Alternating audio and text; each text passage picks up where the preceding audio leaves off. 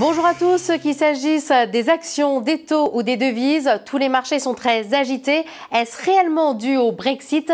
On voit cela tout de suite avec Marc Toiti, économiste et fondateur du cabinet ACDFI, que l'on a joint par téléphone. Marc, bonjour. Bonjour Isor et bonjour à toutes et à tous. Alors, dites-moi, est-ce que pour vous cette volatilité est justifiée et qu'est-ce qu'elle reflète réellement ? Oui, malheureusement, elle est tout à fait justifiée. Déjà, c'est vrai que depuis quelques jours, on pensait que les jeux étaient faits, que le Brexit allait être évité, donc les marchés avaient eu un petit mouvement euphorique. Et puis malheureusement, là aujourd'hui, c'est quand même la douche froide. Et surtout, le vrai danger, c'est qu'on rentre dans une phase d'instabilité. On est vraiment dans une inconnue. Moi, je compare ça. J'ai vraiment l'impression de revivre ce qu'on a vécu au lendemain du 11 septembre 2001, au lendemain de la faillite de Lehman Brothers. C'est-à-dire que c'est un grand saut dans le vide et on ne sait pas donc ce qui va arriver demain. D'où l'inquiétude effectivement des investisseurs, qui est donc tout à fait justifié. Et puis parallèlement, c'est vrai qu'on a un contexte déjà difficile. On a une croissance mondiale qui est fragile. On a des banques qui ont du mal justement à joindre les deux bouts. On a parallèlement des conditions de taux d'intérêt à long terme qui sont beaucoup trop bas.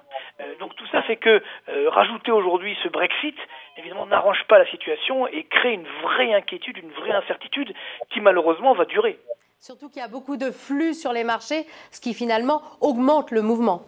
C'est vrai. Alors en plus, il faut savoir, c'est que vraisemblablement, on n'a pas la confirmation, mais les banques centrales sont en train d'intervenir. C'est-à-dire que les banques centrales aujourd'hui, que ce soit la BCE ou la Banque d'Angleterre, peut-être dans quelques instants également la Réserve fédérale, elles sont en train d'agir pour éviter le marasme. Et pourtant, ça baisse.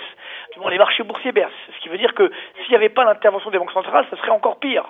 Donc tout ça pour bien prendre conscience qu'on a quand même un mouvement aujourd'hui qui est profond, c'est-à-dire je l'ai souvent dit chez vous notamment, on avait une sorte de petite bulle, c'est-à-dire que les marchés boursiers étaient trop élevés par rapport à la réalité économique, et maintenant qu'on a cette mauvaise nouvelle, effectivement, alors les marchés baissent fortement, retrouvent leur niveau normal. Bon, pour l'instant, il ne faut pas complètement paniquer, mais c'est vrai qu'on a des dangers parce qu'on ne sait pas ce qui va se passer demain.